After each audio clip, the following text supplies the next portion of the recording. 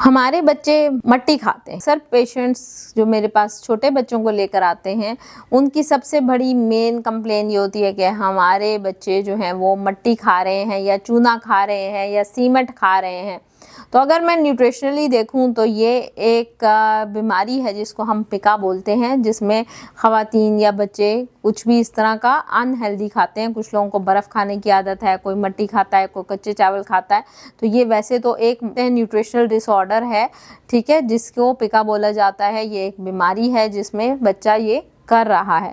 लेकिन इसकी बीमारी की या इसकी सबसे मेन रीज़न क्या है, वजह क्या है? अगर आपका बच्चा मट्टी खा रहा है या आपका बच्चा कच्चे चावल खा रहा है या आपका बच्चा बर्फ़ खा रहा है, तो उसकी मेन रीज़न ये है कि आपके बच्चे को माइक्रो न्यूट्रिएंट्स की डेफिशिएंसी है। कोई एक माइक्रो न्यूट्रिएंट नहीं। लोग कहते हैं खून की कमी है इस वजह से, नहीं, खून की कमी अकेली नहीं है।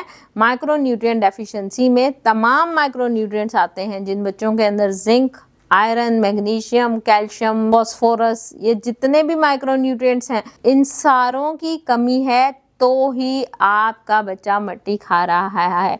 आप इससे कैसे बच सकते हैं या कैसे इसको ठीक कर सकते हैं? आप अपने बच्चे को कोई भी सप्लीमेंटल या डाइट में ऐसी इम्प्रूवमेंट देंगे जिससे उसकी जो माइक्रो न्यूट्रिएंट डेफिशिएंसी है वो कवर हो। जब वो उसकी ये माइक्रो न्यूट्रिएंट डेफिशिएंसी कवर हो जाएगी तो वो कभी भी मट्टी नहीं खाएगा।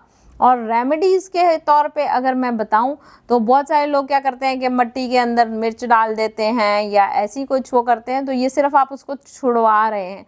आप रूट कॉज पे काम करें। आपने क्या करना है, आप कोई न्यूट्रिशनल सप्लीमेंट जिसके अंदर तमाम माइक्रोन्यूट्रिएंट्स और विटामिन्स मौजूद होंगे वो आप बच्चे को इस्तेमाल करवाएंगे, जिससे आपका बच्चा जो है वो मट्टी खाने की इस आदत से बच जाएगा।